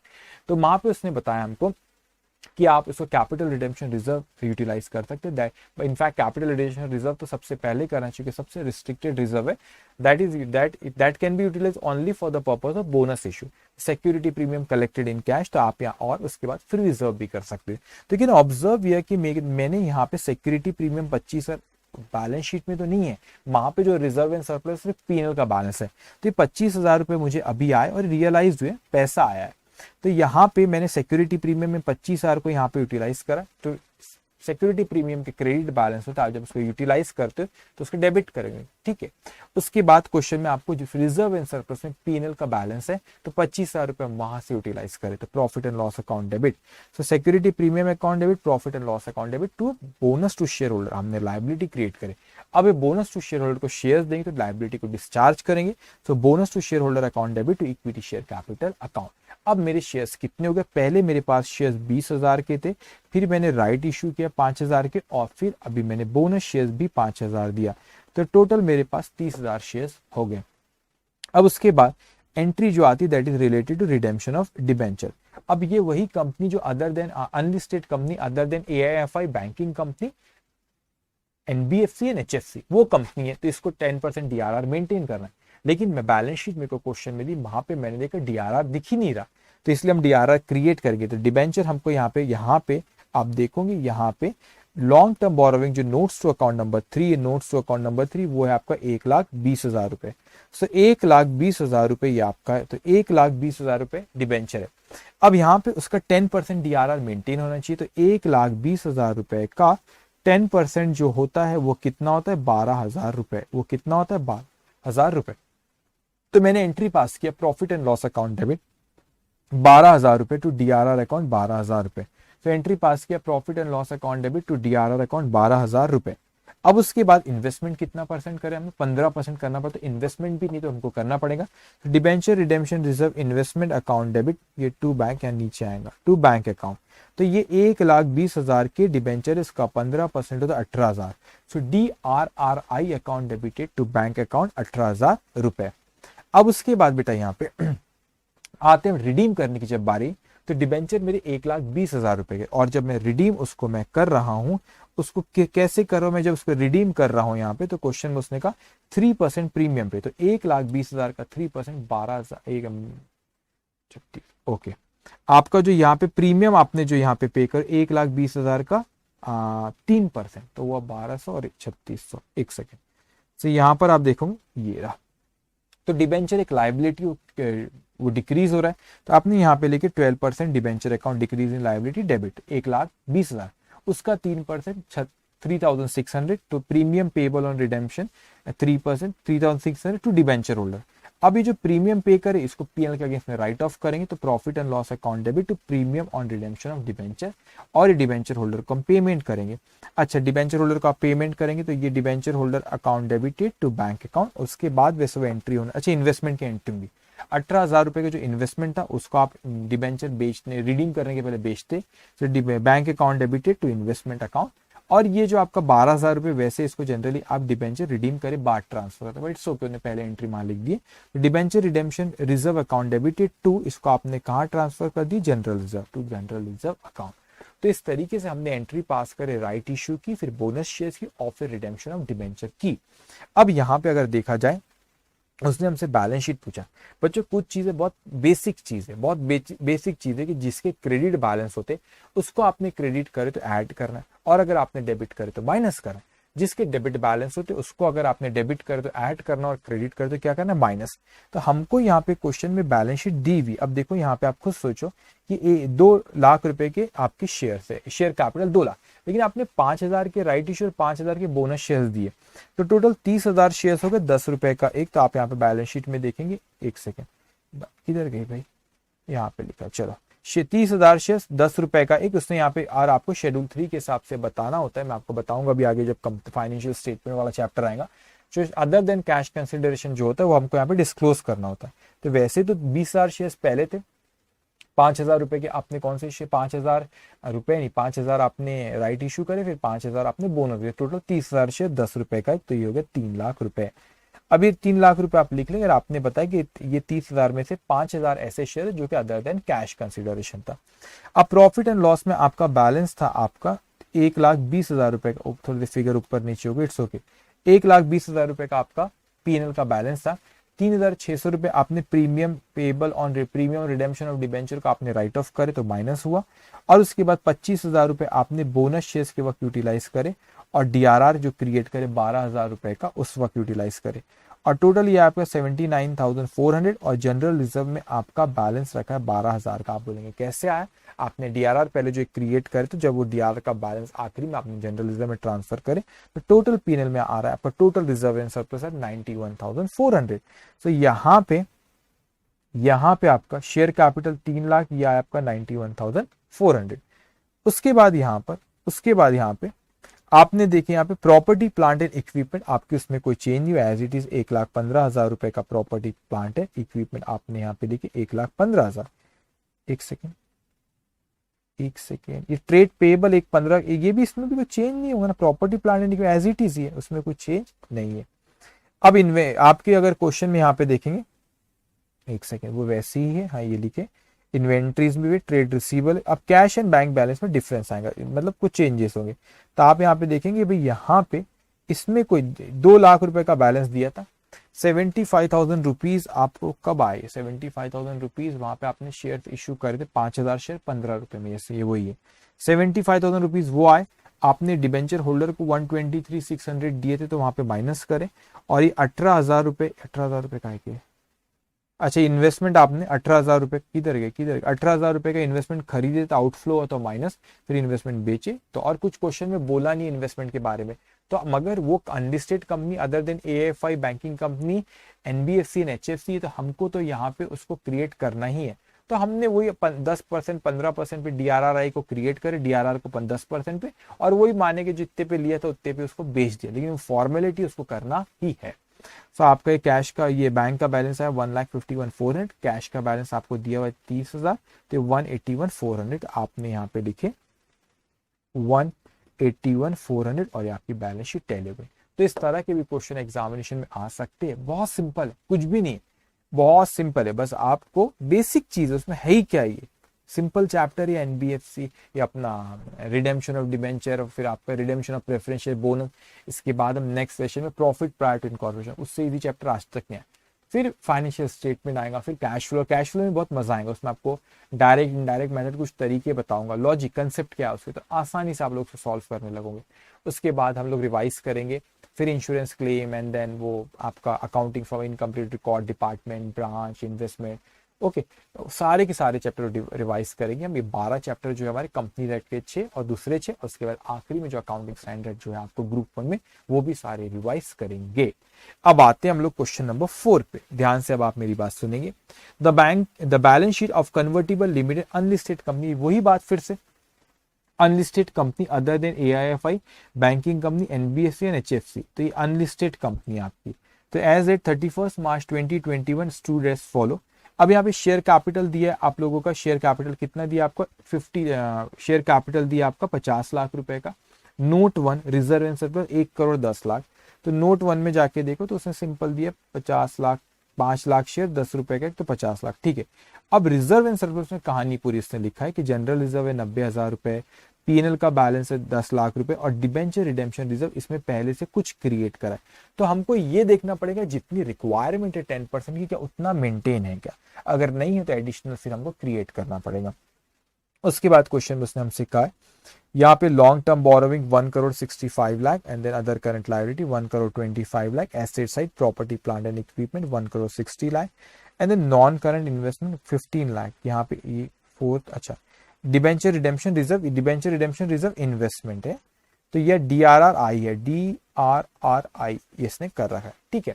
अब उतना मेंटेन है कि वो देखना पड़ेगा, अपन क्रॉस चेक करते हैं। देखो आप यहाँ पे आपकी डिबेंचर कितनी, 1 करोड़ की, 1 करोड़ का 10% कितना था, 10 लाख। तो आप देखोगे यहाँ पे 10 लाख की मेंटेन है। 1 करोड़ का 15% कितना होता है, 15 लाख। तो देखो यहाँ पे 15 लाख मेंटेन है। मतलब यहाँ पे हमको DRR और DRRI क्रिएट करने की जरूरत है, वो ऑलरेडी मेंटेन है। हाँ, रिडेम्पशन की बात, वो DRR का बैलेंस हम जनरल रिजर्व में ट्रांसफर कर देंगे, और अगर कुछ सेल के बारे में नहीं बोला इन्वेस्टमेंट के, तो हम यही अज्यूम करेंगे एट पार वैल्यू पे उन इन्वेस्टमेंट्स को बेच दिए। अब क्वेश्चन में आगे हमसे कहता है the debenture are due for redemption on 1st of April 2021। The terms of issue of debenture provided that they were redeemable at a premium of 5%। मतलब जब वो रिडीम होंगे, वो किस पे रिडीम होंगे? At a premium of 5%। And also confer, ये word mix हो गया है वो, एक मिनट, ऑल्सो कन्फर्ड ऑप्शन, हाँ ये तो मैं, एक मिनट, ऑल्सो कन्वर्ट ऑप्शन, दो वर्ड मिक्स हो गए। Also convert option to the debenture holder to convert 20% of their holding into equity share at a predetermined price of rupees 15.75 per share and the payment in cash। तो उन्होंने option दिया कि हम debenture जब redeem कर रहे हैं, हम इसको 5% प्रीमियम पे रिडीम कर रहे हैं, लेकिन आपको ये ऑप्शन दिया गया कि आप चाहो तो अपने डिबेंचर को आप शेयर्स में कन्वर्ट कर दो, इक्विटी शेयर्स में, मगर आप ऑप्शन वो चूज भी करो कन्वर्ट करें तो मैक्सिमम 20% ही कन्वर्ट होगा, पूरा नहीं कन्वर्ट होगा। अब वो कहते हैं assuming that except for 100 debenture holder holding total 25,000 debenture. अगर आप यहाँ पे देखो तो टोटल डिबेंचर हमारी कितनी, 1 lakh total debenture, 1 lakh total debenture है। तो 1 लाख टोटल डिबेंचर में से 25,000 डिबेंचर होल्डर ने बोले कि भाई साहब हमको यहाँ पे कन्वर्ट के चक्कर में नहीं जाना, हमको कैश दे दो, और बचे हुए 75,000 ने ऑप्शन चूज करे कन्वर्ट वाला, लेकिन पूरे के पूरे कन्वर्ट नहीं, उसके 20% ही कन्वर्ट होंगे, बचे हुए इनको भी क्या दिया जाएगा, cash. The investment were realise at par on sale. अब वो इन्वेस्टमेंट को इसने क्वेश्चन में बोला कि उसको एट पार बेच दिया गया। All the transaction put through without any lag on 1st of April 2021 के सारे ट्रांजेक्शन हुए 1 अप्रैल को। Redraft the balance sheet of the company as on 1st of April 2021 after giving effect to the redemption. Show your calculation in respect of the number of equity share to be allotted and the necessary cash payment. अब देखो उसने सीधा general entries नहीं पूछा, उसने सीधा अपने को बैलेंस शीट पूछ लिया। तो आप पहले कैलकुलेशन समझ लो अच्छे से। 1 लाख रुपए हमारे क्या आते, एक लाख रुपए नहीं, 1 लाख डिबेंचर थे। यहाँ पे देखो वर्किंग नोट बनाया हुआ, हाँ ये देखो। अब 1 लाख आपके टोटल नंबर ऑफ डिबेंचर कितने थे, 1 lakh total number of debenture थे।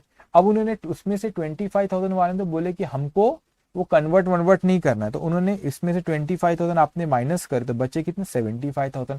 75,000 थे, उसमें से 20% ही कन्वर्ट होगा। तो 75,000 में 1 लाख में से 25,000 ने बोले कन्वर्ट नहीं करना, तो उनको कैश देंगे, डोंट वरी। 75,000 वालों ने एक्सेप्ट करे, लेकिन 20% ही इक्विटी शेयर हम उनको देंगे, जो लिखा हुआ है वहां पे, तो वो था 15,000 रुपए। अब 15,000 रुपए, sorry 15,000 equity share, not equity, debenture, okay.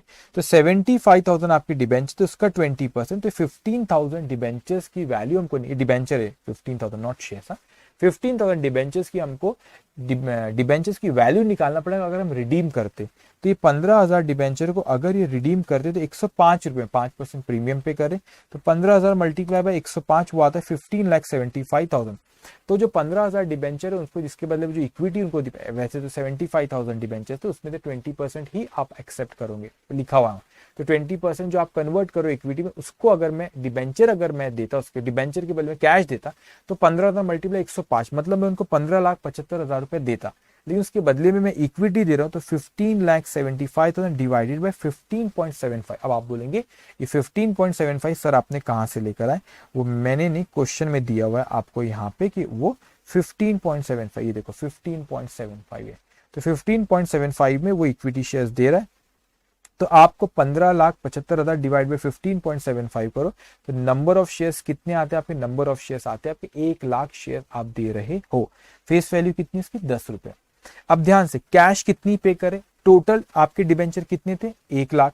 15,000 को ही आपको इक्विटी में करना, तो वो 25,000 ऐसे भी कैलकुलेट कर सकते, 25 और 75 में से 15 कन्वर्ट हो रहे थे 60, तो 85 60,000 60 60 प्लस 25 तो वो 85,000 वालों को अपन कैश दे रहे। तो 85,000 डिबेंचर मल्टीप्लाई बाय 105 रुपए एक डिबेंचर पे, तो आप कैश दे रहे 89,25,000। अब आपका बिफोर रिडेम्पशन आपको जो कैश क्वेश्चन में दिया हुआ है वो है 75 लाख। अब वो कहता है कि इन्वेस्टमेंट आपने पार पे बेचा और इन्वेस्टमेंट की जो वैल्यू दी 15 लाख रुपए, तो आपको 75 लाख पहले से आपके पास पैसा था बैंक, 15 लाख रुपए और आए, टोटल 90 लाख हो गया। लेकिन आपने डिबेंचर होल्डर को रिडीम करे तो उन लोगों को 89,25,000 रुपीज पे करे, तो 90 लाख में से 89,25,000 चले गए, तो 75,000 ही बैंक का बैलेंस रहा। वेरी सिंपल बैंक का बैलेंस रहा। अब यहां पे अपने को फिगर्स देखना रहेगा एक एक। सबसे पहले अगर अपन देखें कहां गए अभी, ओके, सबसे पहले नोट्स अकाउंट पे आ गए, एक सेकंड, हाँ, सबसे पहले शेयर कैपिटल आपका 50 लाख रुपए, तो नोट 1 में हम गए तो वहां पे 50 लाख रुपए का शेयर कैपिटल। लेकिन आपने शेयर कैपिटल में तो कुछ भी चेंज नहीं है, वो शेयर कैपिटल आपने कोई, हाँ सॉरी, आपने वो 1 लाख शेयर यहाँ पे दिए ना, ये 1 लाख शेयर किधर गए, ये 1 लाख शेयर। तो आपके पास पहले से कितने शेयर्स थे? पहले से आपके पास जो शेयर्स थे वो थे आपके पास, जस्ट 1 मिनट, 5 लाख शेयर थे। आपने 1 लाख शेयर्स और दिए, तो 6 लाख शेयर्स हो गए, 10 रुपए का एक, तो 6 lakh multiply by 10, 60 lakh rupees. तो यहाँ पे नोट्स अकाउंट 1 में होगा 6 लाख शेयर, 5 लाख से पहले से 5 लाख शेयर थे और 1 लाख शेयर अभी और दिए, तो 6 लाख और 10 रुपए का एक, तो ये हो गया 60 लाख रुपीज शेयर कैपिटल। अब आपको यहाँ पे क्वेश्चन में उसने यहाँ पे सेकंड पॉइंट दिया था आपका reserve and surplus 1 lakh, 1 crore 10 lakh. तो मैं यहाँ पे रिजर्व एंड सरप्लस में गया तो 90,000 रुपए का जनरल रिजर्व। अब ध्यान से, जनरल रिजर्व हमारा 90,000 रुपए का, लेकिन आपने क्या करे यहाँ पे जनरल रिजर्व आपका 90,000 रुपए का ये है। लेकिन आपने क्या होगा, 2-3 चीजें ख्याल रखेंगे कि डीआरआर तो ऑलरेडी क्रिएट था, तो अपने को क्रिएट करने की जरूरत पड़ी कि नहीं।